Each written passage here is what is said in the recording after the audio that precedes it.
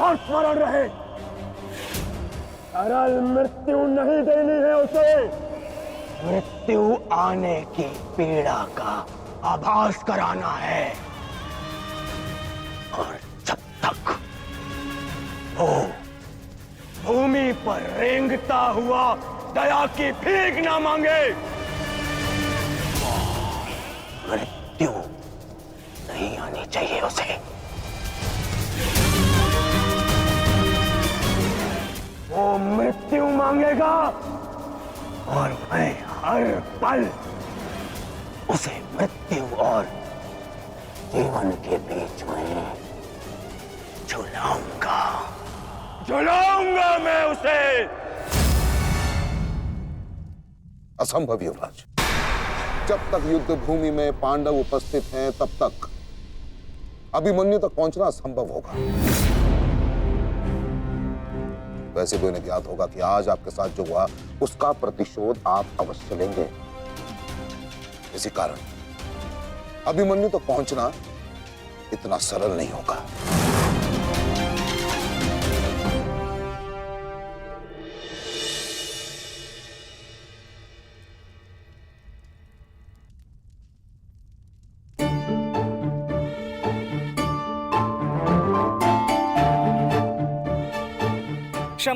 क्षमा कर दो, भूल हो गई बस। अच्छा क्षमा भी कर दो।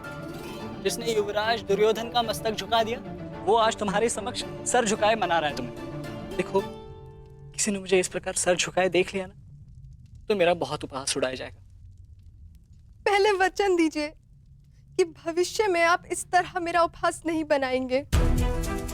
आपको अनुमान भी है मैं कितनी भयभीत हो गई थी। अब इसमें भयभीत क्या होना उत्तरा? आप नहीं समझेंगे, मुझे आपसे बात ही नहीं करनी। तो ठीक है, मत बात करना, परंतु कल यदि लौटा नहीं ना तो पछताना नहीं कि... दोबारा ऐसे मत बोलना आर्य। भाई खो चुकी हूँ, पति नहीं खो सकती। क्षत्रिय हूँ, अपने अधिकार लेना जानती हूँ। आपको लौटना होगा क्योंकि इस बार केवल मैं नहीं, आपकी होने वाली संतान भी आपकी प्रतीक्षा करेगी।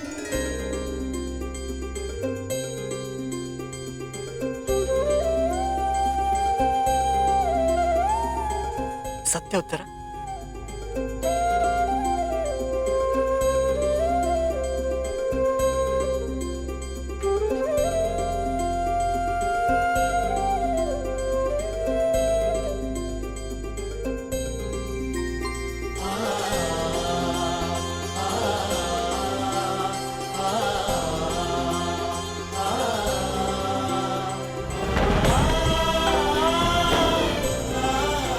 मैं तुम्हें वचन देता हूं उत्तरा, तुम और हमारी संतान सदा मुझ पर गर्वित रहेंगे। जानती हूँ आपकी संतान बहुत भाग्यशाली है। उसे अपने पिता की शौर्य गाथा सुनने को मिलेगी। गाथाएं विजय के साथ होती है उत्तरा, और विजय अभी शेष है। युद्ध शेष रहे या न रहे, उस अभिमन्यु के प्राण शेष नहीं रहने चाहिए आचार्य। आप सेनापति तीरगत के वीर नरेश शर्मा, मध्य नरेश शैल्य, अश्वत्थामा अंगराज, इतने वीरों के होते हुए भी क्या एक बालक को बंदी बनाया नहीं जा सकता? तुम्हारे प्रतिशोध के लिए केवल कुशल योद्धाओं की नहीं बल्कि एक उत्तम योजना की आवश्यकता है मेरे होने वाले सम्राट। हमारी सफलता एक उत्तम योजना में छिपी है।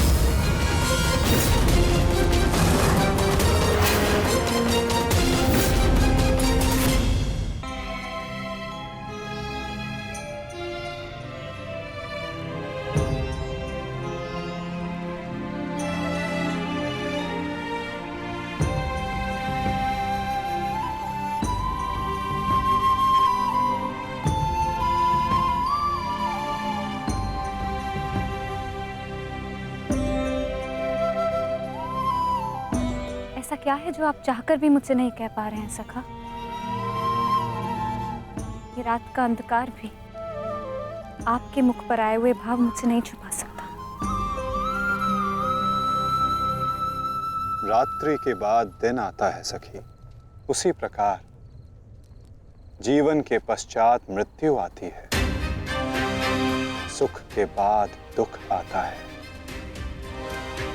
और यही सृष्टि का नियम है।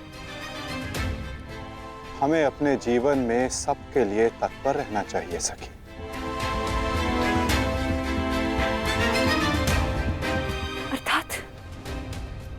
अर्थात जो मेरा भय है, क्या वो सच होने वाला है माधव? क्या कल पांडवों के साथ कुछ अनिष्ट होने वाला है?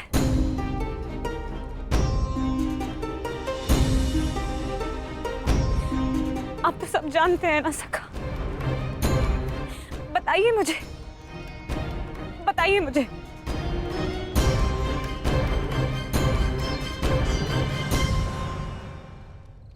कभी कभी भविष्य का ज्ञान होना भी दुख का कारण बन सकता है सखी।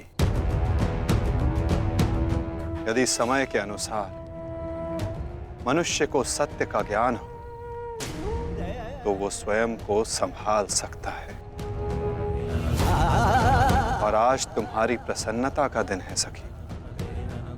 आज तुम्हारे पुत्र ने तुम्हारे अपमान का प्रतिकार किया है।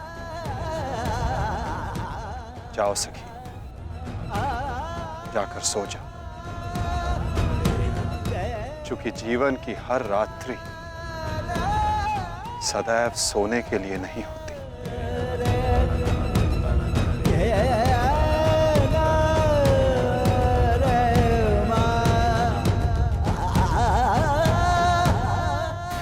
तब तक सो नहीं पाऊंगा जब तक मेरा प्रतिशोध पूर्ण ना हो जाए आचार्य। प्रतिशोध की आग में कोई और भी जल रहा है। युवराज दुर्योधन,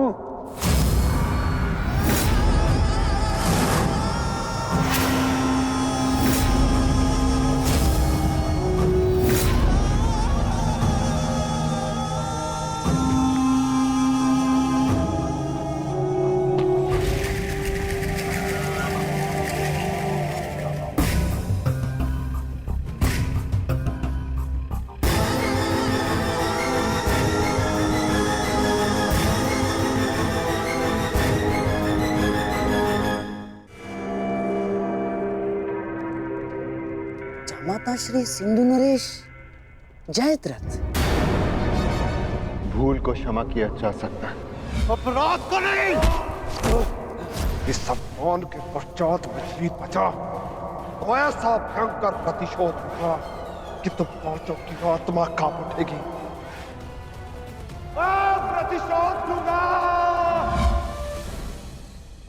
कल तुम्हारे साथ साथ मेरा प्रतिशोध भी पूर्ण होगा और मैं सम्मान सहित तुम्हारी बहन दुशला को अपना मुख दिखा सकूंगा।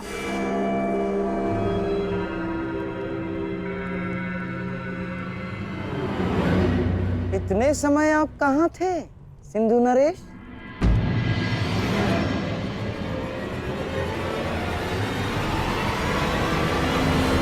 अपने अपमान के प्रतिशोध का प्रबंध कर रहा था।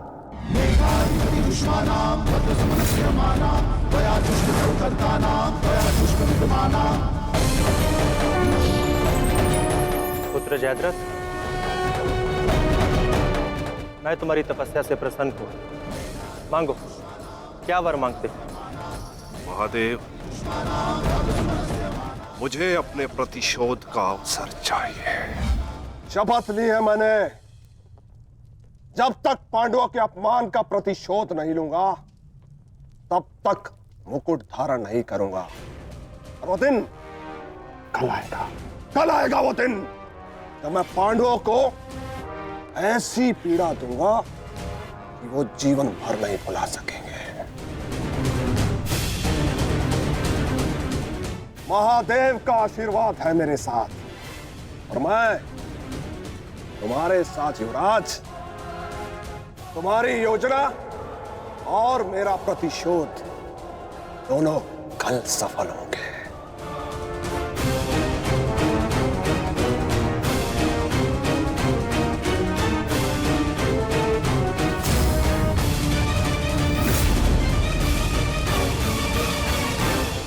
हर हर महादेव, हर हर महादेव।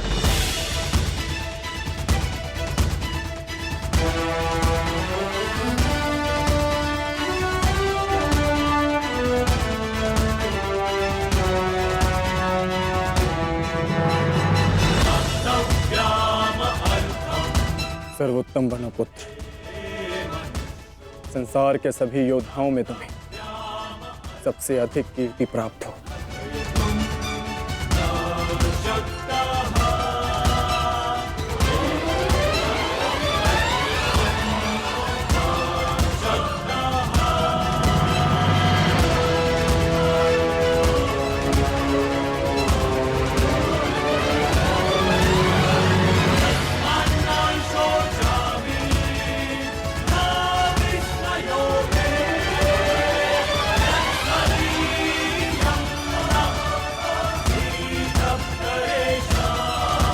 आशीर्वाद दीजिए मामा श्री कि मैं विजय श्री प्राप्त कर लूं।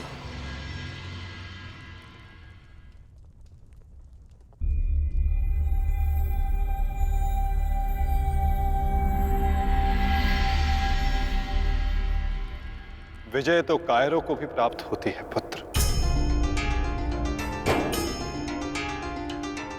परंतु कीर्ति और यश केवल शूरवीरों का मुकुट बनती है। मेरा आशीर्वाद तुम्हारे साथ है पुत्र। तुम युद्ध क्षेत्र में वो कीर्ति प्राप्त करो जो तुम्हें अमर बना दे।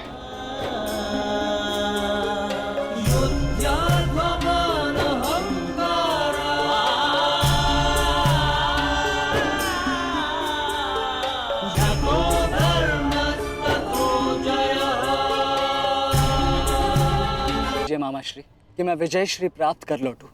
मेरा आशीर्वाद तुम्हारे साथ है पुत्र।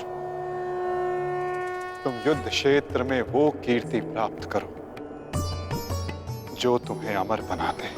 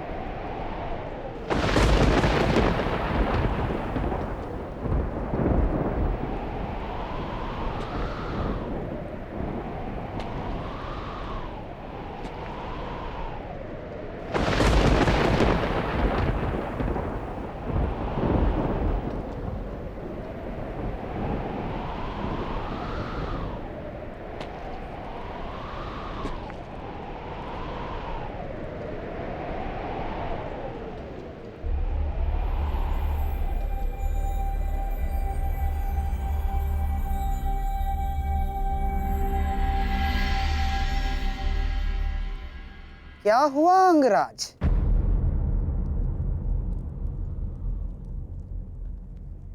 सूर्यदेव से आप ये प्रार्थना तो नहीं कर रहे हैं कि वो उदित ही ना हो? अर्जुन को दिया वचन आपको पूर्ण करना होगा अंगराज। सूर्यास्त का बहाना बनाकर कहीं आज भी शत्रु को जीवित छोड़ देने का मन तो नहीं बना लिया आपने?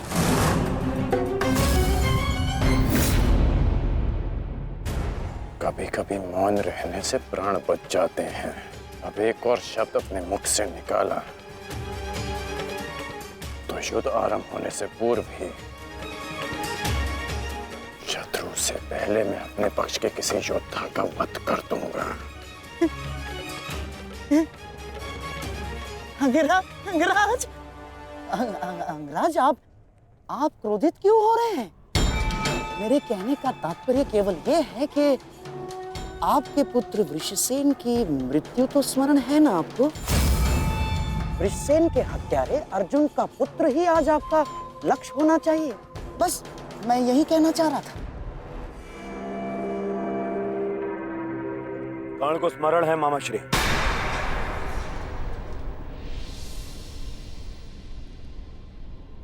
और मुझे भी।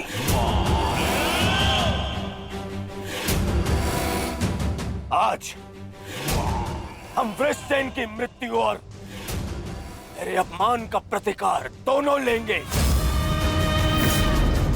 मैं केवल इतना जानना चाहता हूं कि इस प्रतिकार से पूर्व उस कौटे अर्जुन को मार्ग से हटाने का क्या प्रबंध करना चाहिए? उसका प्रबंध मैं कर चुका हूं मेरे होने वाले सम्राट।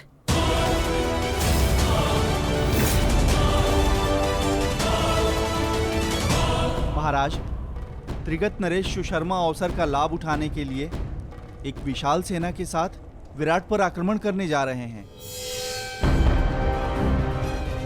विराट नगर को सहायता की आवश्यकता है। शीघ्र कुछ कीजिए। मुझे शीघ्र ही विराट प्रस्थान करना होगा। किंतु महाराज, इतने कम समय में आपका विराट पहुंचना असंभव है। केवल वासुदेव में ही वो क्षमता है जो वायु गति से रथ चलाकर अर्जुन के साथ वहां पहुंचे। हमें आपकी सेना की आवश्यकता है और अर्जुन अकेला ही उन सब के लिए पर्याप्त है। किंतु अर्जुन की अधिक आवश्यकता यह रणभूमि में है। परंतु महाराज, आप वहां बहुत से परिवार, स्त्री और बालक संकट में। एक समय था जब विराट राज ने हमें अज्ञातवास में शरण दी थी। आज वो समय आ गया है कि हम उसका ऋण चुका सकें।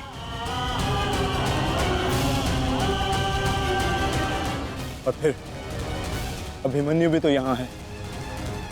मुझे इस पे पूर्ण विश्वास है। और मैं आपको विश्वास दिलाता हूँ पिताश्री कि युद्ध भूमि में आपकी कमी शत्रु को अनुभव नहीं होगी। जब आप सुशर्मा का नाश करेंगे तो आपके पुत्र की शौर्य की कीर्ति आपका स्वागत करेगी। चलिए माता, विराट की ओर प्रस्थान करें। जैसी रथी की इच्छा और जैसी महारथी की आकांक्षा।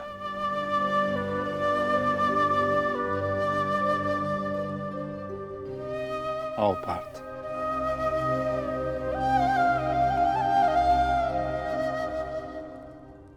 बधाई हो मेरे होने वाले सम्राट।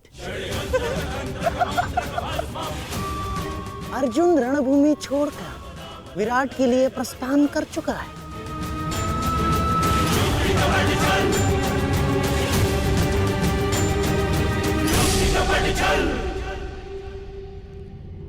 आचार्य द्रोण, समय आ चुका है। हमारी सेना को अपनी योजना अनुसार सज्ज कीजिए। जिस प्रकार चक्की का पत्थर एक ही चक्कर में अन्न के दानों को पीस देता है, उसी प्रकार हमारी यह सेना शत्रु सेना को एक ही चक्कर में पीस देगी युवराज। और अपनी सेना के नाश को रोकने के लिए आएगा वो महावीर अभिमन्यु। और वहां हम उसके प्राण फाड़ लेंगे, जिसने मुझे अपने बाणों के चक्र में फंसाया था। आज वो फंसकर मरेगा हमारे चक्रव्यूह में। युद्ध का 13वां दिन।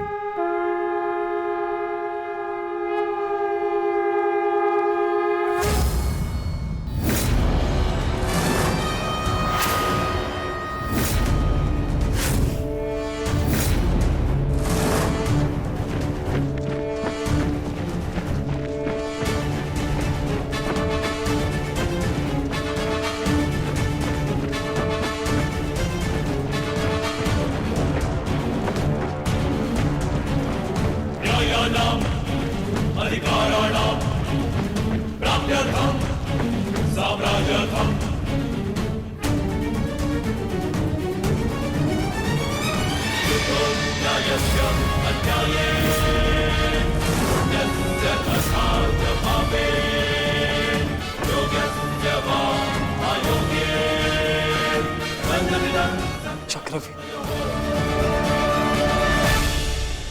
युधिष्ठिर, मैं कौरव सेनापति द्रोण चेतावनी देता हूं तुम्हें कि यदि तुम विजय प्राप्त करना चाहते हो तो इस व्यूह के भीतर आओ,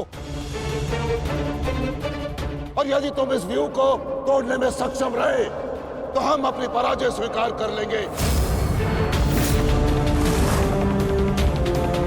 और यदि नहीं तो तुम अपनी हार स्वीकार कर लेना।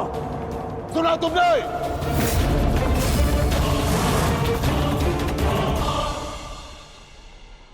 आचार्य द्रोण, हम अवश्य ही इस चक्रव्यूह को ध्वंस कर देंगे।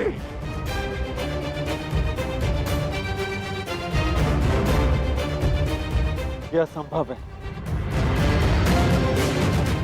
चक्रव्यूह युद्ध का सबसे कठिन और सबसे विनाशकारी व्यूह है। इसका हल केवल अर्जुन के पास है। यह आचार्य द्रोण की योजना थी, इसीलिए अर्जुन को युद्ध भूमि से दूर किया गया।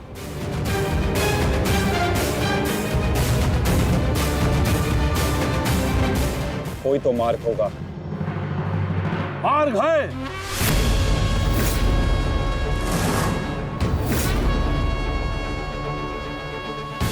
मैंने भी उसी आचार्य भारद्वाज से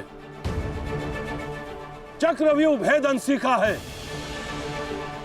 जिस आचार्य भारद्वाज से उस द्रोण ने चक्रव्यूह की रचना सीखी।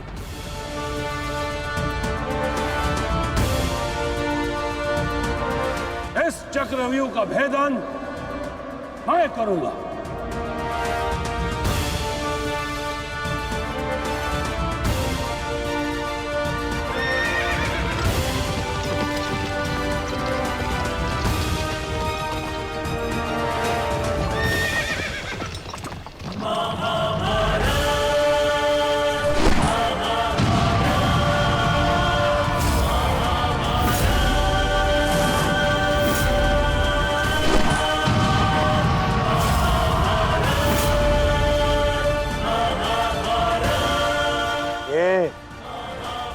क्या है आचार्य?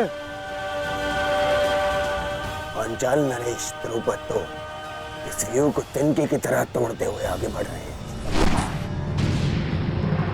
भूल गया मेघराज कि मैंने और इसी द्रुपद ने मेरे पिताश्री के आश्रम में इस चक्रव्यूह का अभ्यास किया था। तो अपने मित्र को रोकने के लिए कोई अस्त्र, कोई शस्त्र है आपके पास? अब तो केवल एक ही अस्त्र है और एक ही शस्त्र दुर्योधन। जयद्रथ!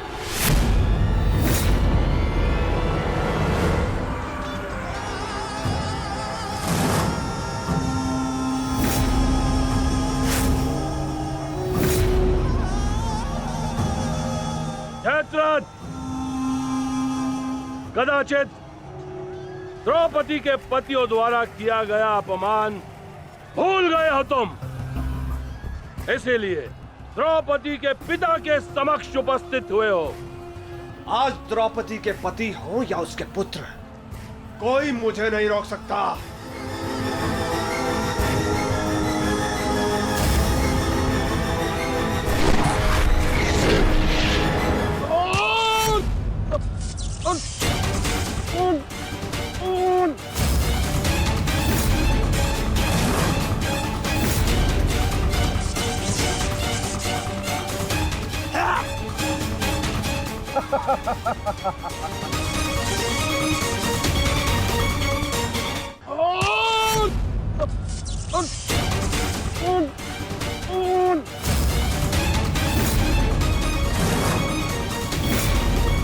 आगे बढ़ो पांडवों, अन्यथा अपनी सेना का विनाश देखो।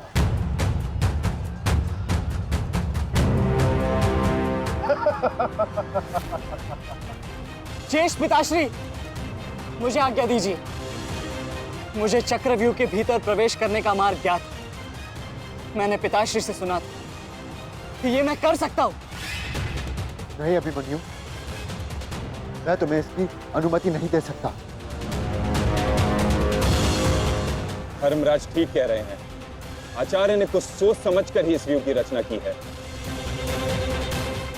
अब इसे शक्ति का सम्मिलित प्रहार ही तोड़ सकता है। मैं और भीम मिलकर प्रहार करेंगे।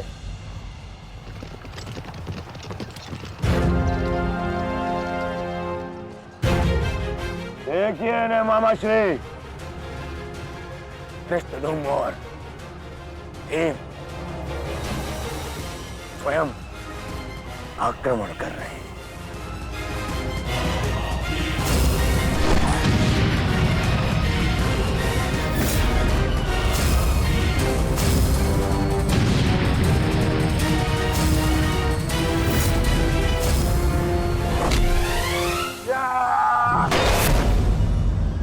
आज इनके हर एक प्रहार का उत्तर है जयद्रथ।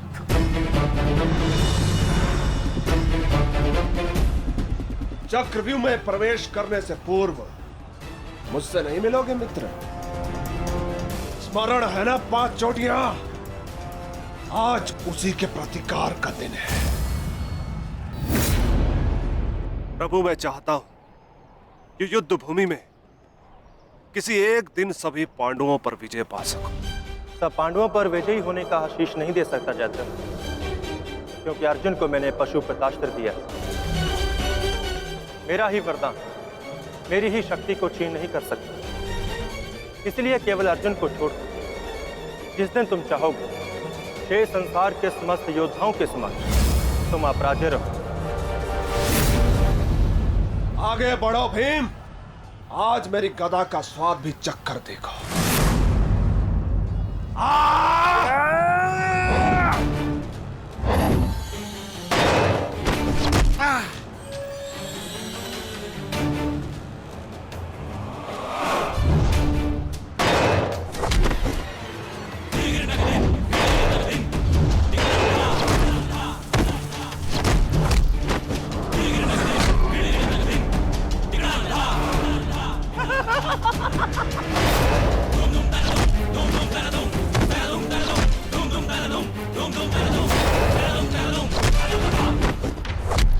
मारो से।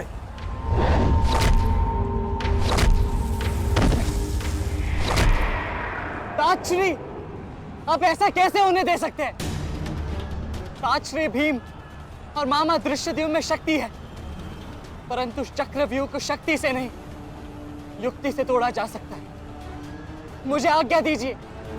नहीं पुत्र, भविष्य के लिए वर्तमान को दांव पर लगाया जा सकता है, परंतु वर्तमान के लिए भविष्य को खोया नहीं जा सकता।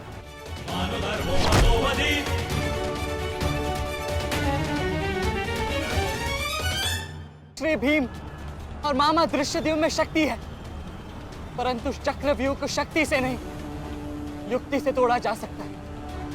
मुझे आज्ञा दीजिए। नहीं पुत्र, भविष्य के लिए वर्तमान को दांव पर लगाया जा सकता है, परंतु वर्तमान के लिए भविष्य को खोया नहीं जा सकता। एक दांव लगाने के दोष के कारण मैं आज इस महायुद्ध में खड़ा हूं। मैं दूसरा दांव नहीं लगा सकता अभिमन्यु। परंतु आज यदि चक्रव्यूह को तोड़ा ना गया तो हम ना केवल हार जाएंगे, बल्कि मेरे पिताश्री का सर भी झुक जाएगा। आपने वो दांव लगाकर सर झुकाया था और मैं ये दांव खेलूंगा अपने पिताश्री का सर ऊंचा रखने के लिए।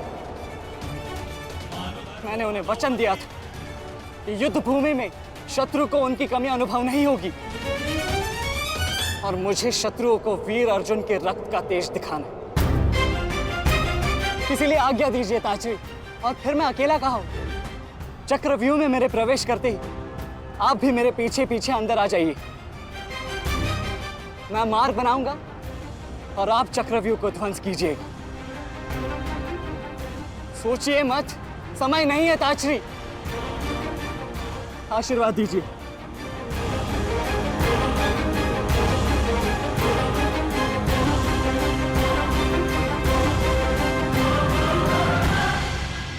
ठीक है पुत्र,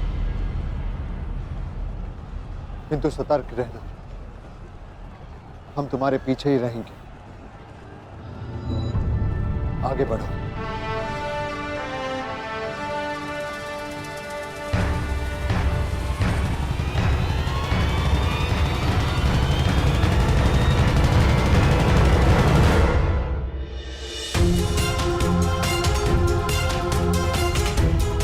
जाओ सही, जाकर सो जाओ, क्योंकि जीवन की हर रात्रि सदैव सोने के लिए नहीं होती।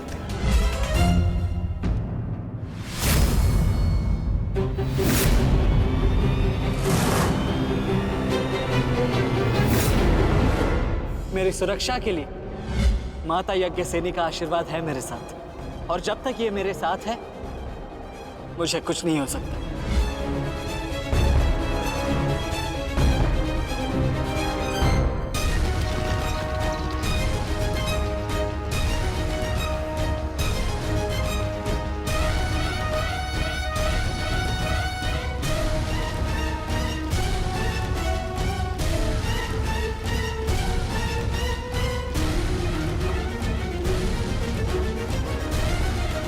क्या हुआ मास्टर, आप रुक क्यों गए? चूंकि समय नहीं रुकता पार्थ, परंतु मानव को 2 पल रुकने का अधिकार है।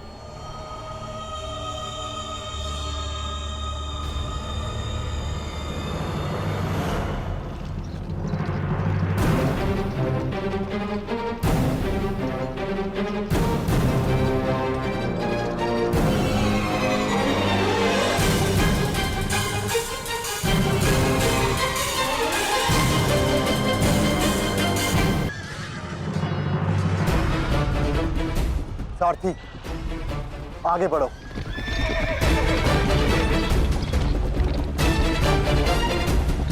अभिमन्यु के द्वार तोड़ते ही हमें उसमें प्रवेश करना है। अभिमन्यु को दृष्टि में रखना, उसकी रक्षा करना हमारा कर्तव्य है।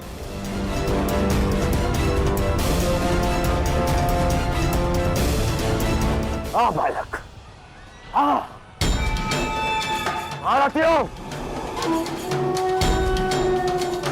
ऐसी मृत्यु देने से कि इसकी चित्कार उन पांडवों के हृदय को चीर देगी।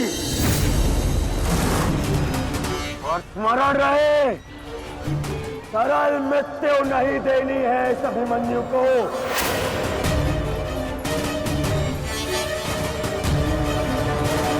नहीं देनी है ऐसे सरल मृत्यु।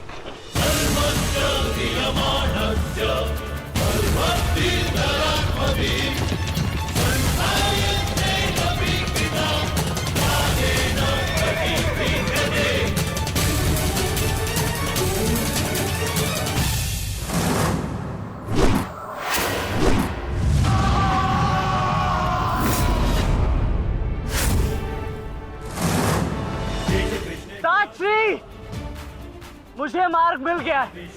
इससे पहले कि द्वार बंद हो जाए, आप शीघ्र ही मेरे पीछे आइए। सारथी, शीघ्रता करो। शीघ्रता करो सारथी, शीघ्रता।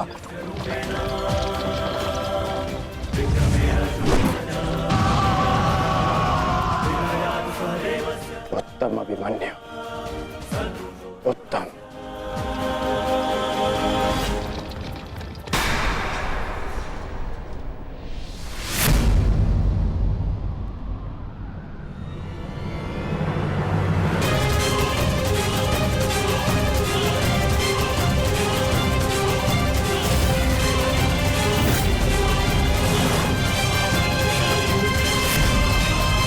एक बार तुम्हें क्षमा कर दिया था, किंतु अब नहीं।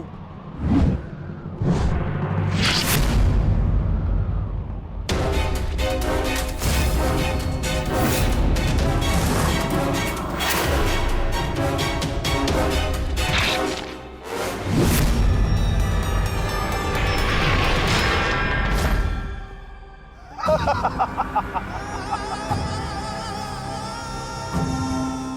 बार अपमानित हो चुका हूं, इस बार तुम्हारी बारी है पांडवों। महादेव का वरदान सफल रहा। आज इस युद्ध भूमि में केवल मेरा शासन होगा, मेरा। केवल अर्जुन के अतिरिक्त कोई मुझसे जीत नहीं पाएगा पांडवों। और आज सिर्फ एक ही मृत्यु होगी।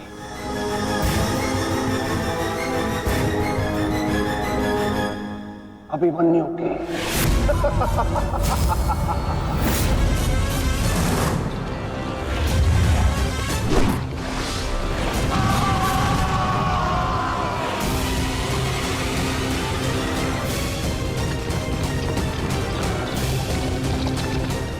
ये चक्रव्यूह तुम्हें पराजित करने के लिए नहीं है मूर्खों। ये तो उस अपमान का प्रतिकार था जो कल अभिमन्यु ने युवराज दुर्योधन के साथ किया था। उसने दुर्योधन का मान हरण किया था और आज वो उसके प्राण हरण करेगा।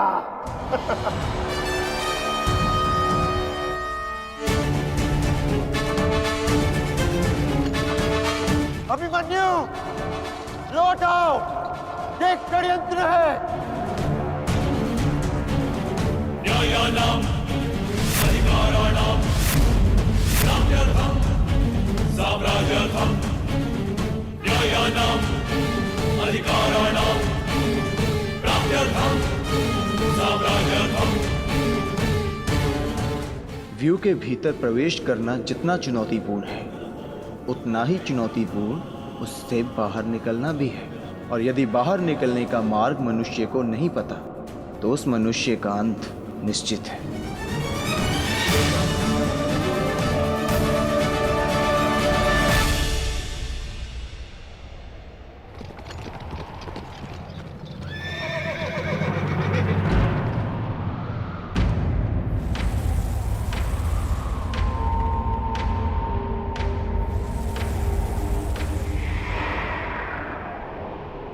आगे बढ़िए माधव, शत्रु समक्ष है।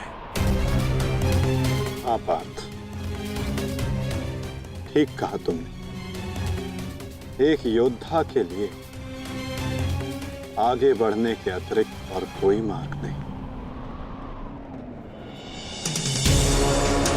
वापस आओ अभिमन्यु, लौट आओ, व्यू में प्रवेश मत करो।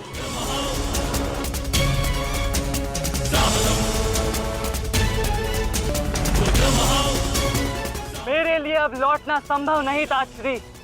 यदि हमने इस चक्रव्यूह को नहीं तोड़ा तो हम ये युद्ध हार जाएंगे, और मेरे रहते ये संभव नहीं। समझने का प्रयत्न करो पुत्र, ये सब तुम्हें घेर कर तुम्हारे प्राण लेना चाहते हैं। लौट आओ अभिमन्यु, लौट आओ। एक योद्धा मृत्यु के भय से पीछे नहीं हटता था श्री। वो आगे बढ़कर मृत्यु का वरण करता है, और आज मृत्यु को भी अर्जुन पुत्र के बाणों का तेज सहना होगा।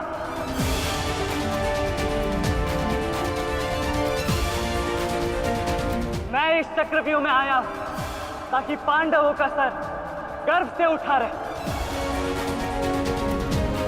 और विश्वास कीजिए ताश्री, यदि मेरा सर भी कट जाए तब भी आपका सर गर्व से उठा रहेगा।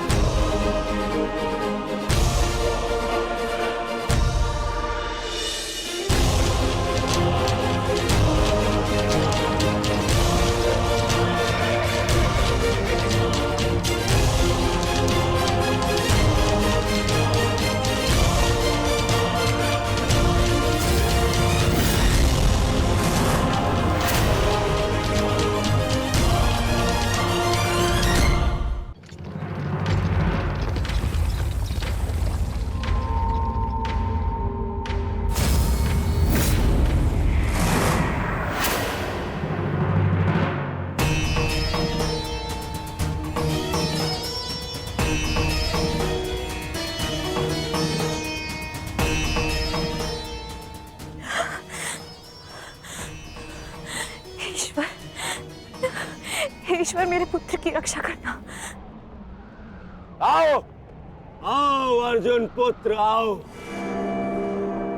तुम्हारा अपने इस मृत्यु व्यू में स्वागत है।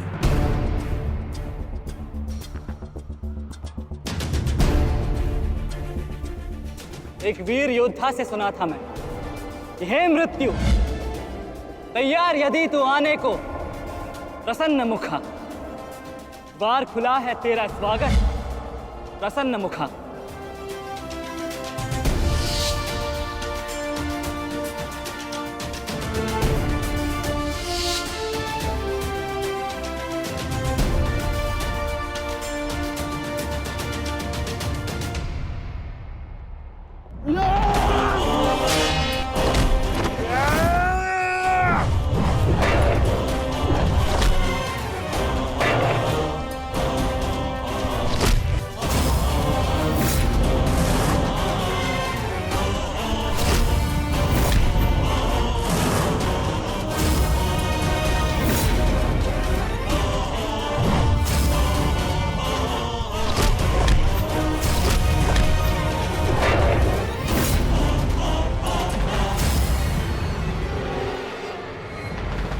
चाहूं तो तुम्हारा और बाकी तीनों पांडवों का इसी क्षण अंत कर सकता हूं मैं, किंतु उसके साथ उस पीड़ा का भी तो अंत हो जाएगा जो अभिमन्यु को पल पल मरते देख तुम्हें होगी। फिर उस पीड़ा का अनुभव कैसे होगा तुम्हें जो जयद्रथ ने इतने वर्षों तक सही है। अभी तो वो दृश्य देखना शेष है जिसे देखकर तुम स्वयं मुझसे अपनी मृत्यु की भीख मांगोगे। तुम्हारे सामने तुम्हारे कलेजे के टुकड़े टुकड़े होंगे और तुम कुछ नहीं कर पाओगे, कुछ नहीं। क्या हुआ?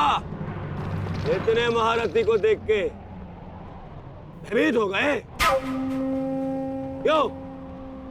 नहीं काका श्री, अभी तो ये तो सम्मान की बात है कि एक साथ इतने सारे योद्धा मुझसे द्वंद्व करने की प्रतीक्षा कर रहे हैं। अच्छा, सच में महान धनुर्धर अर्जुन के पुत्र और महानतम योद्धा वासुदेव कृष्ण के भांजे का स्वागत ऐसा ही होना चाहिए। प्रणाम स्वीकार करे आदरणीयों।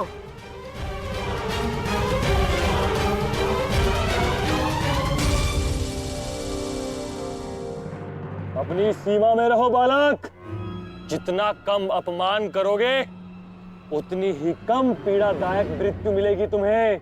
जितना जीवित रहूंगा उतनी हानि करूंगा, क्योंकि मेरी श्वास ही मेरा अस्त्र है और जब तक मेरी श्वास चलेगी तब तक यमदेव तांडव करेंगे।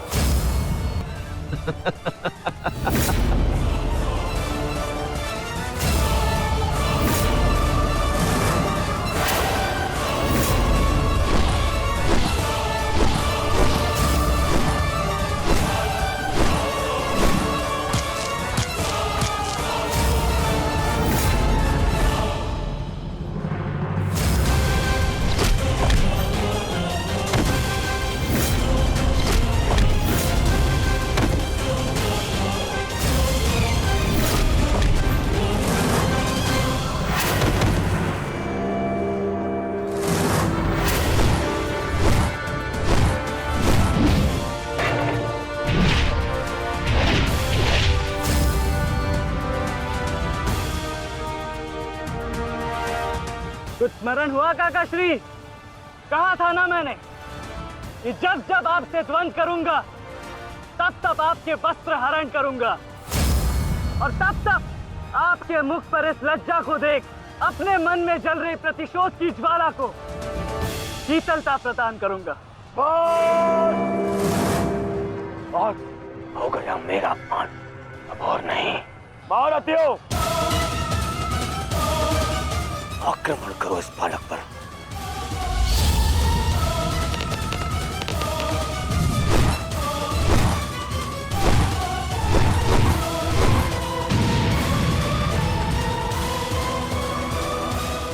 क्या रहे हैं? अपने धर्म का पालन कीजिए, मेरा प्रतिशोध लीजिए, आक्रमण कीजिए आचार्य।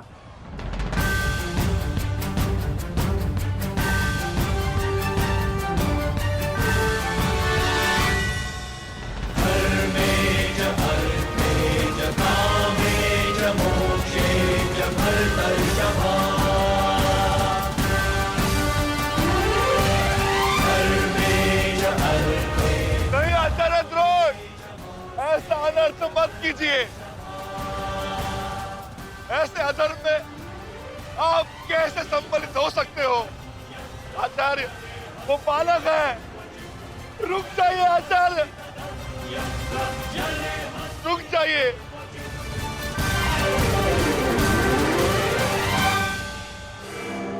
अपना दिया वचन स्मरण है ना पिताश्री? इस बालक की शक्ति इस रथ में है, जो इसे सुरक्षित की हुई है। आचार्य, इस बालक को रथ विहीन कीजिए।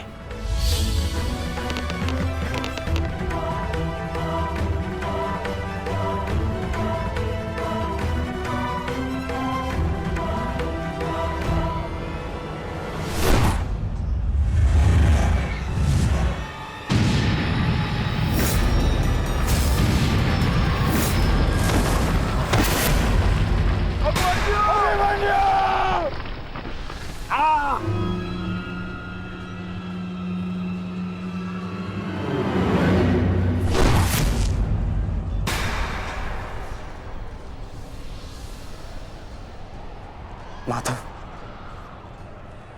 मुझे कई बार चोट लगी, परंतु इस चोट की पीड़ा का भान मेरे मन को विचलित कर रहा है। कहीं ये कोई संकेत तो नहीं?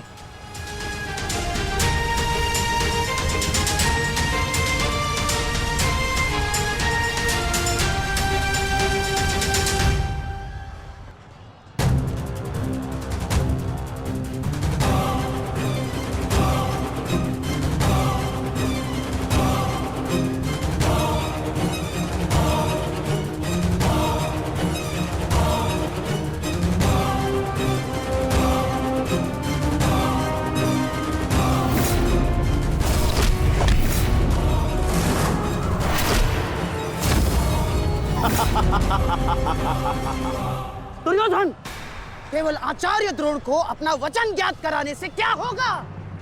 इतने अपमान के पश्चात भी अंगराज कर्ण तो जो के त्यों खड़े हैं। क्या इनका इस युद्ध के प्रति कोई कर्तव्य नहीं?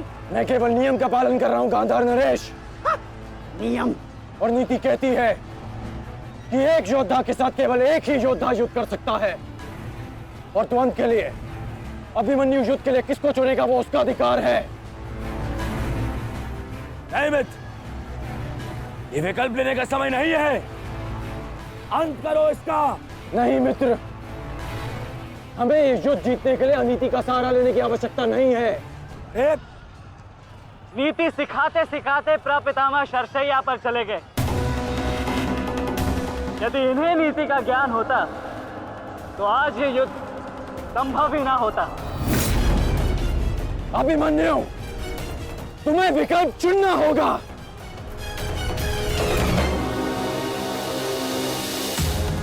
तो फिर मैं आप सबको वन के लिए चुनता हूं।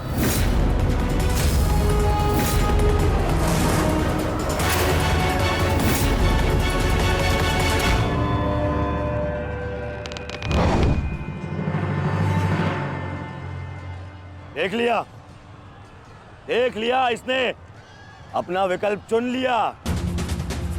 अब इस पर दया दिखाने की कोई आवश्यकता नहीं है। अब आक्रमण करने की आवश्यकता है। आक्रमण करो और अपना वचन स्मरण रखो कर्ण। देख रहे हो पांडवों, अभी तो ये रथ विहीन हुआ है, फिर निशस्त्र होगा और फिर प्राणहीन।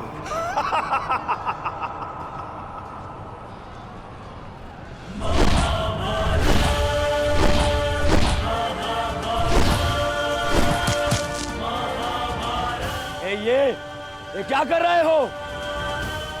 धनुष विहीन करो इसे।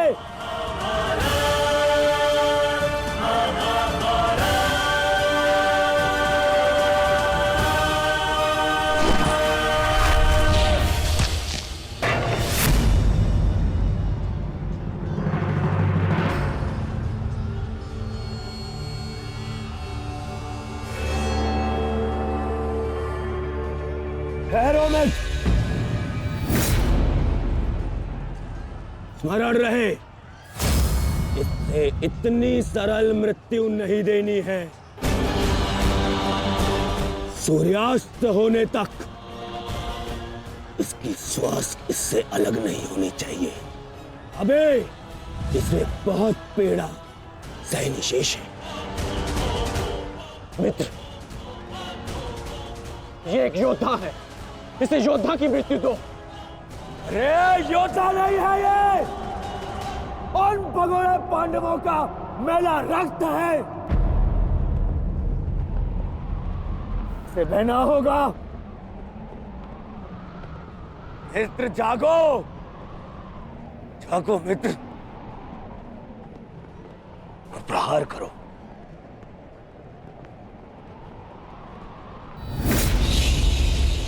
नहीं, नहीं अंगराज, ऐसा मत करो, ये अधर्म है। अधर्म? अंगराज!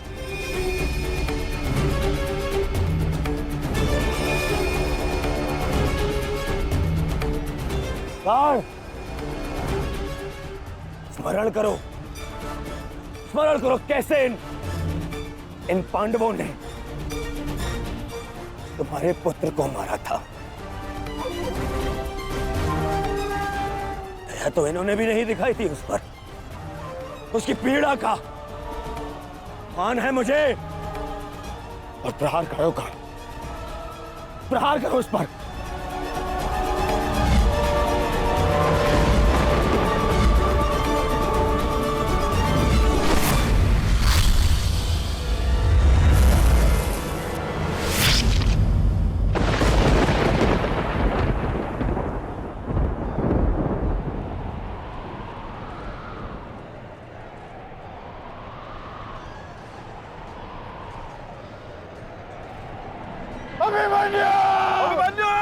पुत्र!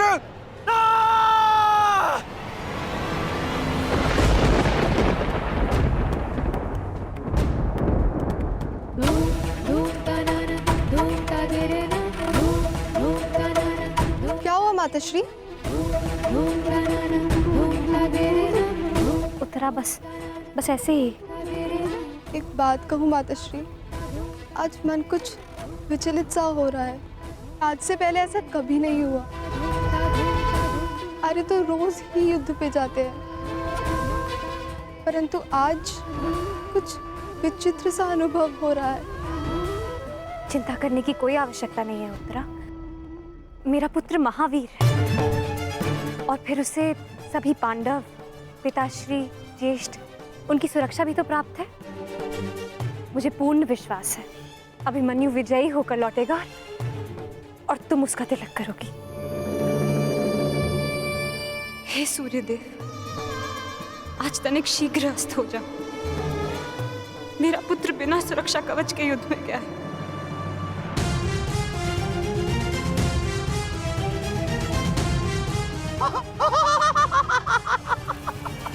बालक, तुम्हें सबके साथ युद्ध करना था ना? करो, करो युद्ध।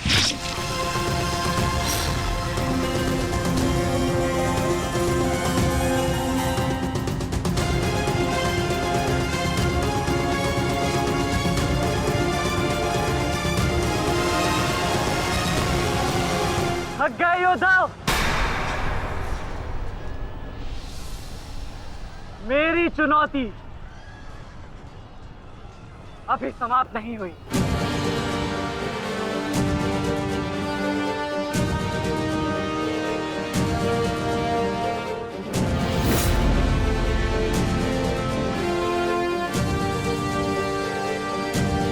आचार्य द्रोण,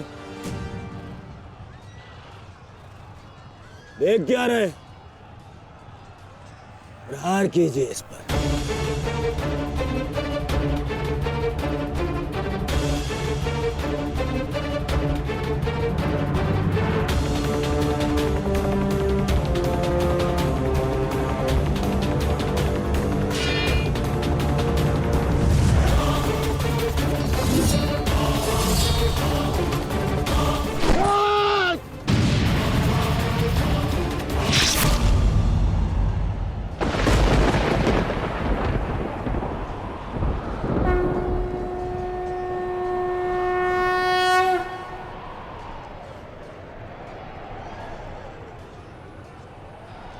अब ठीक है ना माधव?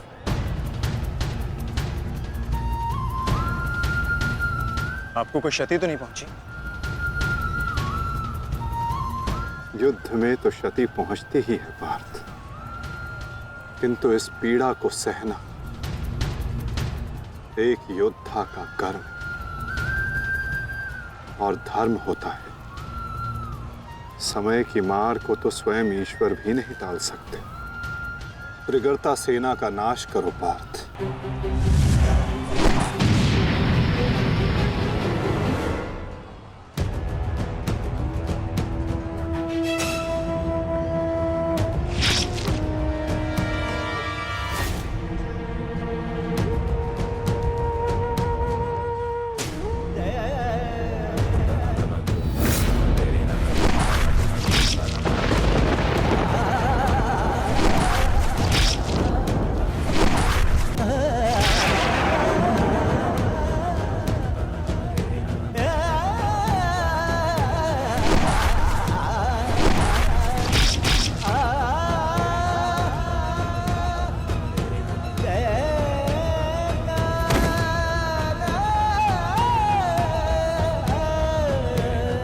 ये द्वंद्व अभी शेष है।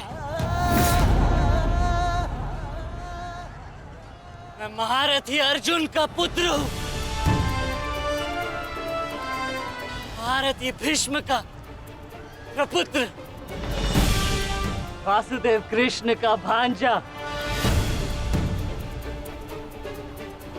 इतनी सरलता से नहीं मरने वाला।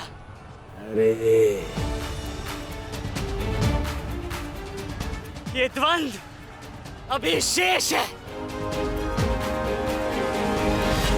अभिमन्यु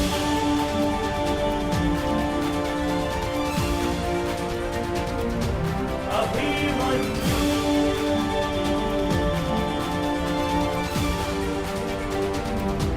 अभिमन्यु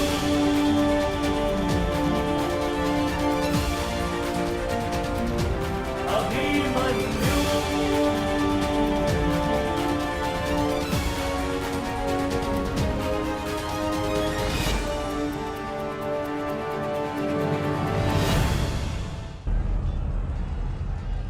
बस करो दुर्योधन, अभिमन्यु के लिए इतनी पीड़ा पर्याप्त है। देखो इसकी दशा। अब अभिमन्यु और उसकी पीड़ा का अंत करने का समय आ गया है। नहीं, मेरे अपमान के घाव अभी भरे नहीं है। केवल मेरे आदेश का पालन करो। अभी इसकी मृत्यु का समय नहीं आया है। जीवित रखो इसे, पर प्रहार करो।